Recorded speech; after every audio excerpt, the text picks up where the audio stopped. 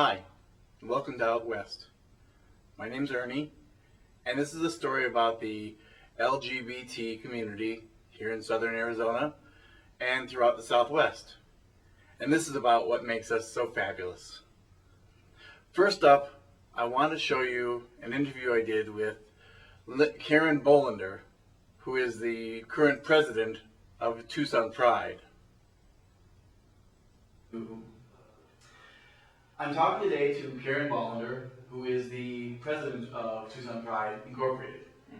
I got a hold of her and she agreed to talk to us. Thank you, Karen, for Well, thank you for having me. First off, I want to find out how you got involved in Tucson Pride.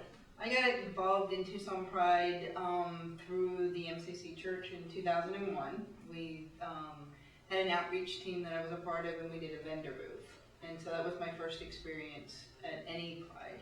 Oh, at any Pride. At any Pride, and so I had a really good time. It was a great day, and met a lot of people, and then ended up volunteering through the finance through Jeanette Bunke, the treasurer at the time, in 2002 and 2003. Okay. And she and I became really good friends, and she had been treasurer at that point, I think, for about 10 years. Okay. And she was ready to let it go. So I made her a promise that when I had finished my schooling that I would take over as treasurer. Okay. So in 2008, I was well on my way with my education under my belt, and told her I would take over, so I joined the board. Okay. And actually took over the position of treasurer in 2009. And I worked as the treasurer for 2009 and 2010, and then as you just stated, I stepped into the president's role this year. Where are your funding sources? Well, currently we don't have any grants that Okay. we have received. We basically go out to the community and ask for sponsorship. Okay. To help defray the costs. And then we have fundraising events throughout the year, and we are currently charging a gate price, to get into the actual event. Yes. Yeah. Could you let us know a brief history of Tucson Pride? Well, my understanding is that the Tucson Pride event occurred on the 1-year anniversary of the murder of Richard Heakin that occurred here in Tucson over on 4th Avenue. It was a hate crime, and there was about 50 people that gathered over at Himmel Park on the 1-year anniversary in 1977 in June. And they started the ball rolling, so to speak. One of the local bars donated a keg, and they had fun in the park.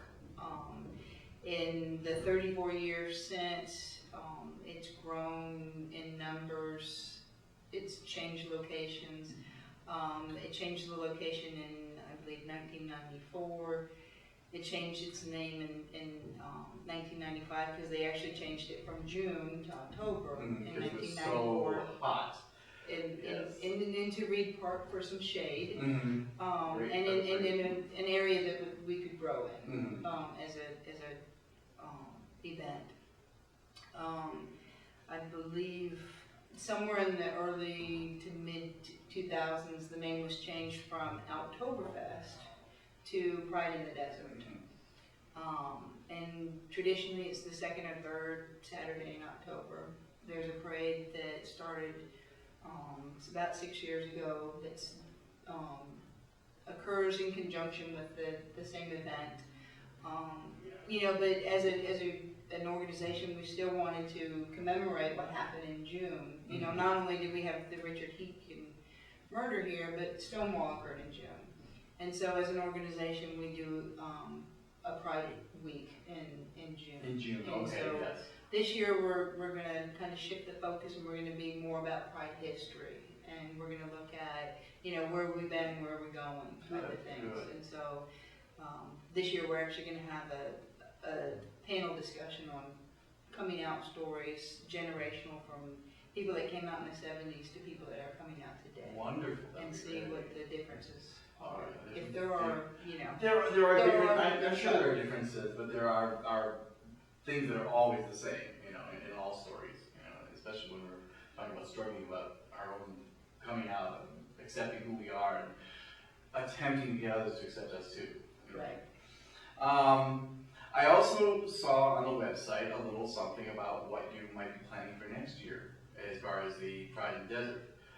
Could you tell us a little bit about that? Well, we're looking to change the venue, which we have secured Keno Memorial Stadium for our event in October of this year. One of the offshoots of finding a new venue is that it's actually going to help us to reduce our costs. Oh, really? And so what we're doing is we're going to pass those savings on to the attendees. And last year the ticket price was $12 in advance and $15 at the door. We're going to do a $10 in advance price on the tickets. Wonderful. Yeah. Everyone's looking forward to a savings. Right, and we understand that the economy is not the best, and this is about bringing the community together. And we want to make sure that people, if they want to come, can afford to come. Yeah. And that leads me into, if there's lots of volunteer opportunities for people to come be a part of it. Definitely. For free. Yes. Where can they find out more?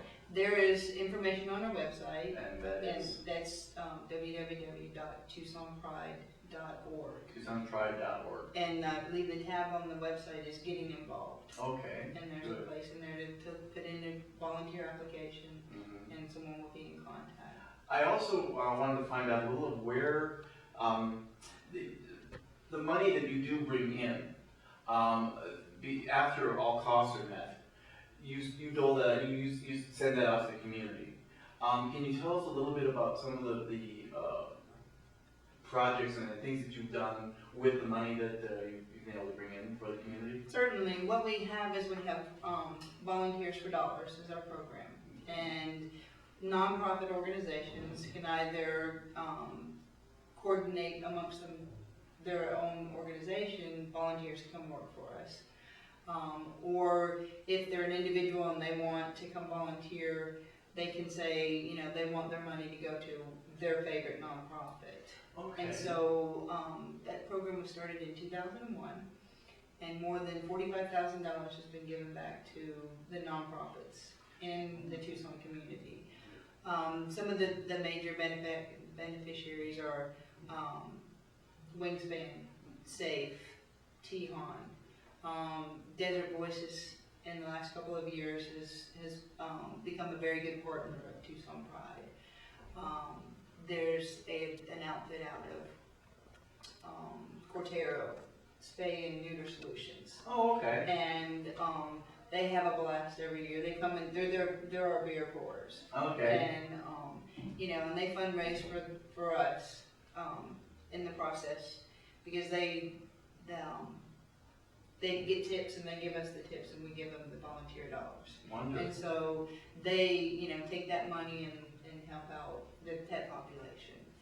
So, we've helped New Beginnings, the Red Cross, the Community Food Bank. I mean, it's not just our community. We're reaching out into all of Tucson's nonprofits, as well as some others in Pima County. So. Wonderful. Well, it looks like there's a lot to look forward to with Tucson Pride. I really look forward to seeing what you guys are. Any maybe secrets you might want to tell about maybe an entertainer who might be showing up, or have you secured anybody yet for the new venue? We do have some entertainers lined up. We have probably the one that's most widely known in the Tucson sector and Tucson area and Arizona as a whole would be Goddess and She will be returning. Yes, great. And they call Tucson their second home, and we're really glad that they feel that way, because they're great for our community as a whole. And we have R.J. Helton coming from American Idol, season number 2. And so, I think the combination of those two is it's a win-win for the entire community. I think so. Wonderful. Well, I appreciate you coming in and talking to us. I was also lucky enough to attend the Rainbow Graduation Ceremony at the University of Arizona at their Poetry Center.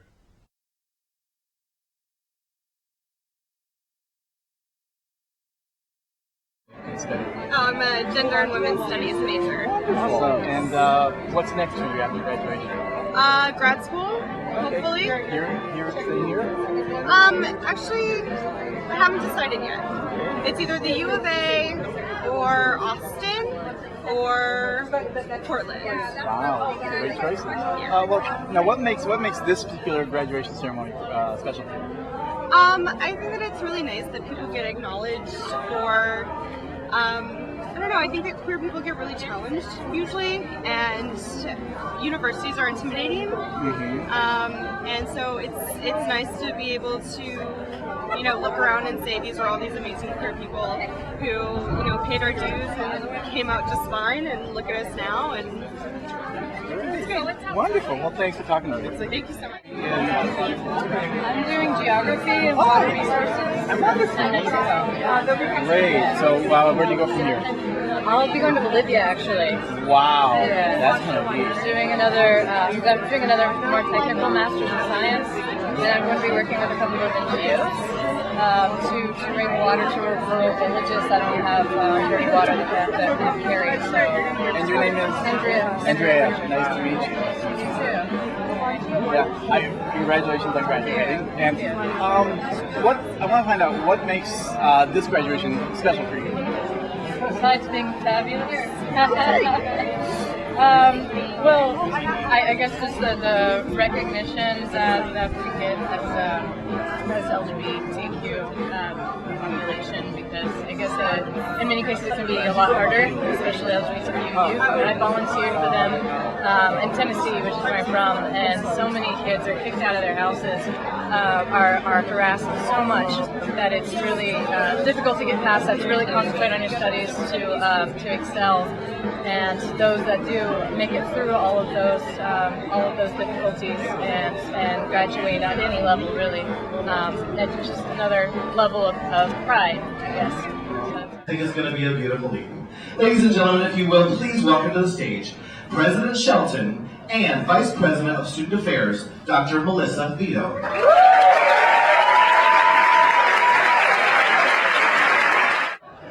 Lucinda, thank you very much for allowing me just a moment or two. I'm not on the program because I wasn't sure I could make it here. Like a lot of you, I'm double, triple booked each evening. But I wanted to be sure and come and just say a few words. First of all, on behalf of all the university, I get to do that, you know. Congratulations to all of the graduates, to their families, their friends, their support group. You really have done a marvelous job, and all of us at this institution are proud of you. So that's the institutional message. Now I want to add a personal message.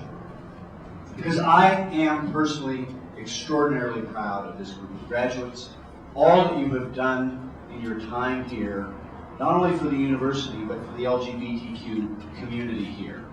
It has been an extraordinary voyage over the 5 years that I've been here to see how this event has grown, how it has been supported, and how the communities in Tucson have rallied around. So I thank you all from the bottom of my heart. Personally, you all make me very, very proud to be a Wildcat, to be part of the University of Arizona, and to be part of the Tucson community. And keep it up wherever your life takes you, because we are all extremely proud of what you have accomplished. Thank you for what you do. Know that you always have a home, you always have friends, you always have loved ones right here at the University of Arizona. And I'm going to turn this now over to Melissa and apologize because I can't hang around as long as I want to, because all kinds of things are happening right now. Good things called graduation. Thank you for letting me join you.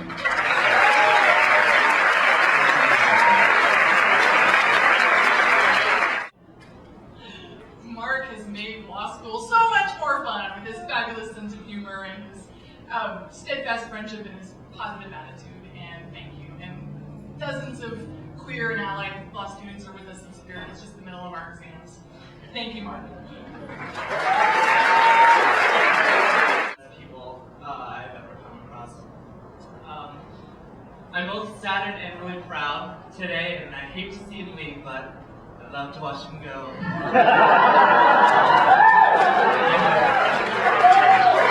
can't wait to see you as a good student. So congratulations, Judy.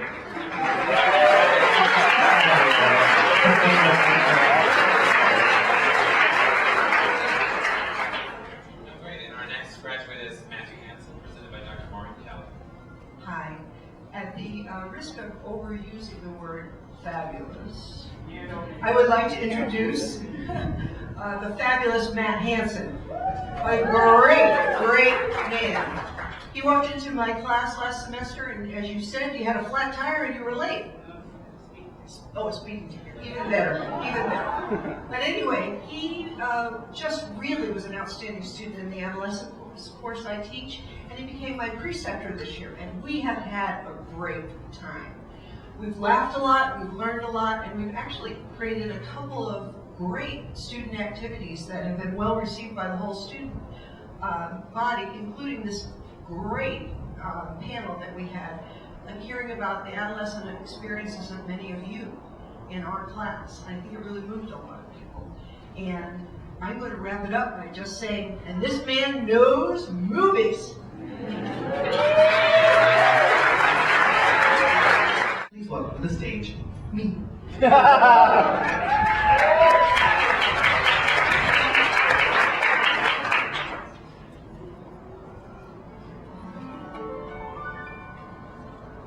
In state after state, the legislature wants to regulate human nature. In short, from sea to shining sea, they'd like to tell you who to be. They can pass all the statutes that they please. Acorns won't grow into maple trees. Besides, those differences they hate are the strength that makes this country great. Only fools would write those laws. They simply can't succeed because you can't take the color out of Colorado. You can't take the Mary out of Maryland. As John Philip Sousa said, I can't march if I can't hear the boys in the band. You can't take the sissy out of Mississippi. He's there and he's going to stay. And so QED is as plain as ABC. You need us to make the USA. Out of Massachusetts, or subtract the 10% from Tennessee. Utah could never be the beehive state if the hairdressers went absentee. Can't run the holos out of Oklahoma. It's their home and they won't go away. In the land of the free, diversity's the key. You need us to make the USA. Who will never be passé in old El Paso? Who will always know what's new in New Orleans? Chicago with no chic would be boring in a week, and you can't have New York City without Queens. Right. You cannot replace those Staten Island ferries, and who will always keep Santa Fe? Yes, we're proud to state we help make this country great. You need us to make the USA. Go on, take the Virgin out of West Virginia. Take the orgy out of Georgia, if you must. You can drive the evil out of Wisconsin and leave Illinois' ills in the dust. You can try to take the KY from Kentucky. Oh, I doubt that you'll get very far, but you'll never take the color out of Colorado. Don't you realize who we are? With a friendly teller at your bank, with a teacher at your Sunday school, with a guy who fixed your water tank, with a cute new lifeguard at the pool, with a nice young man who bought your car, with a lady singing on the radio, with your favorite daytime TV star, all kinds of people you already know, with doctors, lawyers, movers, shakers,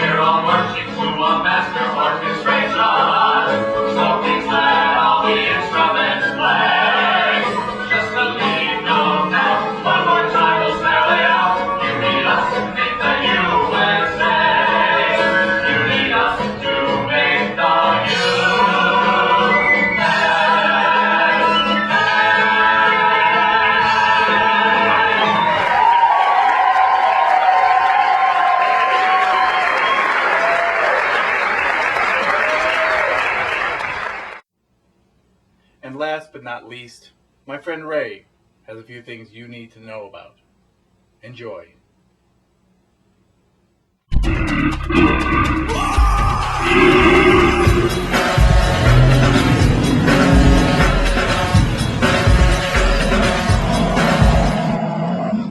Hi, I'm Ray the Bear for Brandon Barrett. A little bit of the Grizzly View. Okay, let me explain this something. What the hell's going on in this crazy red state of ours? Thought we were supposed to be all American and stuff like that. Give you a little bit of brief history lesson. Okay, 17th century, right? They used to believe this crazy notion that the kings were put in place by God. God was up here, kings were here, all the rest of us were peasants, we couldn't do anything about it. And here's the irony behind this, by the way. There was a guy named King James, and they hated him so much. He was such a homosexual. That's the irony. See, he used to give all of his places and offices not based on who was most qualified, but who was the hunkiest. Yes, we're talking the guy who wrote that Bible, the King James Bible, right? Okay, so they hated him so much, and when his son took power, Charles I, king, they beheaded him. Now, here's the weird part. This proved to everybody one thing that had never happened before. If God supposedly placed, kings in a certain power, then why didn't God step down to protect him? The people were more than able to take his head. Okay, now take us back into present-day Arizona. We have a woman in power here who claims that God has placed her in the position to, guard his values or something like that. And so she took away the rights of, gay state workers and stuff. And she says she does this because God placed her there. What is wrong with this picture? So, here's the thing. If you haven't already done this, there's a petition going around right now. You can go to www.recallGovernorBrewer. Tell me that she doesn't need to be removed from office. We could show her that the people put her in that place, not some God. And God will not step in to protect her when we take her out. Of course, we don't take heads anymore. She should feel herself lucky. Besides, we wouldn't want that head anyway. I'm convinced the reason why she wears her hair in the way that she does is because she's got Voldemort residing in the back of her head. Just like Professor Quirrell. Any Harry Potter fans out there? Never mind. Anyway, the point is www.recallGovernorBrewer.com. Sign the petition, and if you don't, I'm coming after you. Rawr! You rise to me, your precious stones on a plate is made of solid gold. When all